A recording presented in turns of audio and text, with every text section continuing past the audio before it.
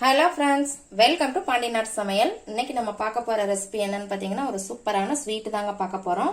மக்கன் பேடா எப்படி பண்ண போறோங்கிறதான் பார்க்க போறோம். இது இன்ஸ்டன்ட் மாவு, அதாவது குலோப்ஜாம் மாவு வச்சு தான் ஈஸியா எப்படி வீட்லயே பண்ணலாங்கிறதான் பார்க்க போறோம். பாருங்க இந்த ஸ்வீட்டு எவ்வளோ கலர்ஃபுல்லா இருக்குன்ட்டு, எவ்வளோ சாஃப்டாவும் இருக்கு அப்படின்னு பாருங்க. இந்த ஸ்வீட்டை தான் நாம இன்னைக்கு பார்க்க போறோம். வாங்க எப்படி பண்ணலாங்கிறத பார்க்கலாம். இந்த வீடியோக்குள்ள போறதுக்கு முன்னாடி சப்ஸ்கிரைப் பண்ணாதவங்க சப்ஸ்கிரைப் பண்ணிருங்க. பக்கத்துல இருக்க பெல் ஐகான் பட்டனையும் அமுக்கிடுங்க. அப்பதான் நான் போடுற வீடியோஸ் எல்லாம் உங்களுக்கு நோட்டிபிகேஷன்ல வரும். இப்போ வரைக்கும் இந்த சேனலுக்கு சப்போர்ட் பண்ணிட்டு இருக்க எல்லாருக்குமே ரொம்ப ரொம்ப நன்றிங்க. வாங்க இதை எப்படி ப்ரிப்பேர் பண்ணலாங்கிறத பார்க்கலாம். நான் இன்னைக்கு இந்த எம்டிஆர் குலோப் ஜாமுன் தாங்க எடுத்திருக்கிறேன். இதுல தான் நம்ம இன்னைக்கு மக்கன் பேடா பண்ண போறோம். இப்போ இந்த பேக்கெட்டை ஓபன் பண்ணி ஒரு பவுல்ல போட்டுக்கலாம். இப்போ நான் இந்த பேக்கெட்டை கட் பண்ணி பவுலில் போட்டு வச்சிட்டேங்க. கட்டி இல்லாமல் இந்த மாதிரி உழைச்சி விட்டுக்கோங்க. இல்லைன்னா நீங்கள் ஜலிச்சும் கூட எடுத்துக்கலாம். நீங்கள் பிராண்ட் வந்து எம்டிஆர் தான் எடுக்கணும்னு இல்லைங்க, நீங்கள் எந்த பிராண்ட்னாலும் யூஸ் பண்ணிக்கலாம். இப்போ இதில் கொஞ்சம் கொஞ்சமாக பால் சேர்த்து நம்ம சப்பாத்தி மாவு பதத்துக்கு பிசைஞ்சுக்கலாங்க.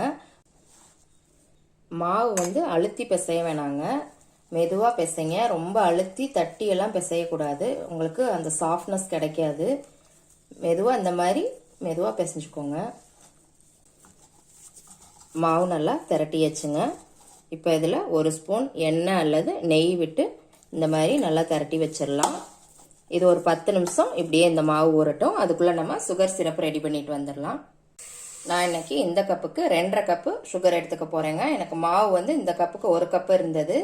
1 கப் மாவுக்கு 2.5 கப் சுகர் சேர்த்துருக்கிறேன். இது இனிப்பு இதுவே அதிகமாக தான் இருக்கும். உங்களுக்கு ஜாஸ்தி வேணும் அப்படின்னா நீங்கள் இன்னும் கொஞ்சம் கூட சேர்த்துக்கலாம்.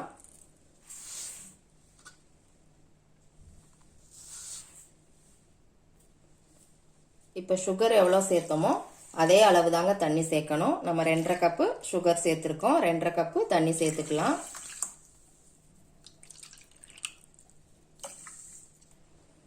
இப்போ இதை வந்து நம்ம கேஸில் எடுத்து வச்சிடலாம்.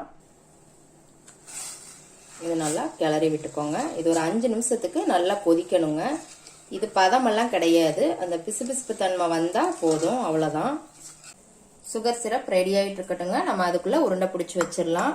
இன்னைக்கு நான் ஸ்டஃபிங்காக பாதாமும் முந்திரியும் எடுத்துருக்குறேங்க. இந்த 2 நட்ஸ் தான் நான் எடுத்திருக்கேன். நீங்கள் இதோட பிஸ்தா பருப்பு கூட சேர்த்து எடுத்துக்கலாம்.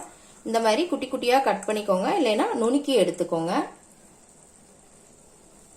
இதுக்கு வந்து உருண்டைகள் வந்து கொஞ்சம் பெருசா போடணுங்க. நீங்க கையில எண்ணெயோ அல்லது நெய்யோ தடவிக்கோங்க. இந்த மாதிரி தடவிக்கோங்க. தடவிட்டு உருண்டைகளை கொஞ்சம் பெருசா போடுங்க. நம்ம இதுக்குள்ள வந்து நட்ஸ் வைக்கிறதுனால குலோப்ஜாம் உருண்டையை விட கொஞ்சம் பெருசா போட்டுக்கணும்.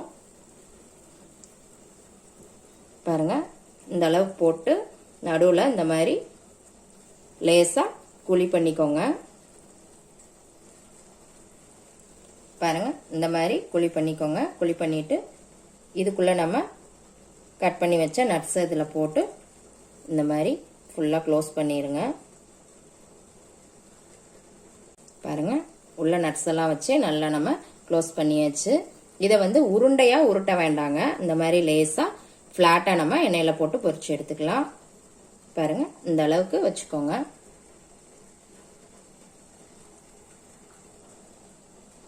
இப்போ அடுத்ததை நானும் உங்களுக்கு பண்ணி காமிக்கிறேன். உருண்டைகளை மட்டும் பெருசாக எடுத்துக்கோங்க. உருட்டிக்கலாம், அதுக்கப்புறம் லேசாக பள்ளம் பண்ணிக்கலாம். இப்போ இதுக்குள்ளே வந்து நட்ஸ் கொஞ்சம் வச்சுக்கலாம். நட்ஸை வச்சுட்டு இந்த மாதிரி நட்ஸ் வெளியே தெரியாத அளவுக்கு க்ளோஸ் பண்ணி விட்டுருங்க.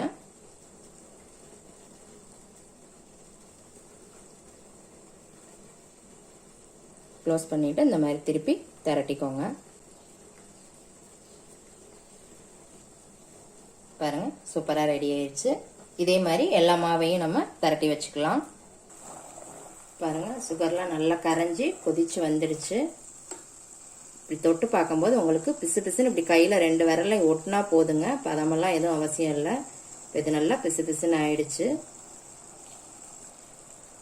இப்போ இதில் ஒரு 1/2 ஸ்பூன் ஏலக்காய் பவுடர் சேர்த்துக்கோங்க. ஒரே ஒரு பிஞ்ச் அளவு நான் குங்குமப்பூ சேர்த்துருக்குறேங்க. இது வந்து ஆப்ஷன் தான், உங்களுக்கு கலர் வேணும்னா நீங்கள் கேசரி கலர் கூட சேர்த்துக்கலாம். இதையெல்லாம் நல்லா மிக்ஸ் பண்ணி விட்டுலாம். மிக்ஸ் பண்ணிட்டு கேஸ் ஆஃப் பண்ணிடலாம். இப்போ ஒரு கடாயில் எண்ணெய் ஊற்றி வச்சிருக்கிறேங்க. எண்ணெய் சூடாகட்டும். மீடியம் ஃப்ளேமில் வச்சு ஹீட் பண்ணிக்கோங்க. எண்ணெய் சூடாயிடுச்சுங்க. இப்போ நம்ம பொரிச்சு எடுத்துடலாம். மீடியம் ஃப்ளேம் மட்டும் வச்சுக்கோங்க. அதே மாதிரி மொத்தமாக போடாதீங்க.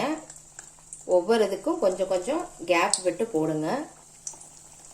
இப்போ நான் இதில் ஒரு 5 மட்டும் போட்டுக்கிறேன். அவ்வளோதான். நீங்கள் இன்னொரு டைம் கூட போட்டு எடுத்துக்கலாம். மொத்தமாக போட்டிங்க அப்படின்னா உங்களுக்கு வேகவும் வேகாது சரியா, எல்லாம் மாவோட மாவை ஒட்டிக்கும். இது லேசாக பரட்டி விட்டுக்கலாம். இது நல்லா கோல்டன் ப்ரௌன் கலரில் நல்லா கலர் வரணுங்க.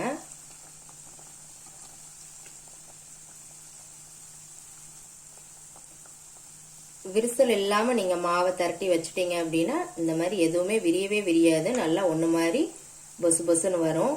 உங்களுக்கு விரிசல் இருந்தது அப்படின்னா உள்ளே இருக்கிற அந்த நட்ஸ் எல்லாம் வெளியே வர ஆரம்பிச்சிடும்.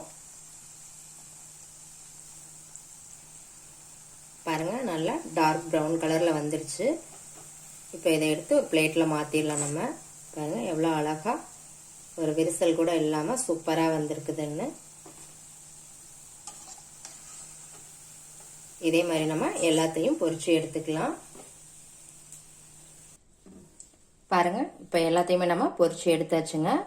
இப்போ இது எல்லாத்தையுமே நம்ம இந்த சுகர் சிரப்பில் போட்டு ஊற வச்சிடலாம். எல்லாத்தையுமே இதில் போட்டுருங்க. பாருங்க, எல்லாத்தையுமே போட்டாச்சு.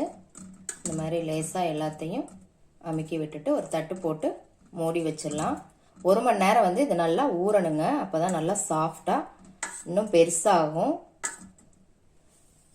இப்போ இதை ஒரு தட்டு போட்டு மூடி வச்சிடலாம். 1 hour கழிச்சு எப்படி இருக்குங்கிறத பார்க்கலாம். இப்போ 1 மணி நேரம் பக்கம் ஆயிடுச்சுங்க. நம்ம எப்படி இருக்குன்னு பார்த்துடலாம். பாருங்க, சூப்பராக ஊறி வந்திருக்குது. நல்லா பெருசாகவும் ஆயிடுச்சு. இப்போ இதை ஒரு பிளேட்டில் மாற்றிடலாம். இப்போ பாருங்க, நான் ஒரு பிளேட்டில் எடுத்து வச்சிட்டேங்க.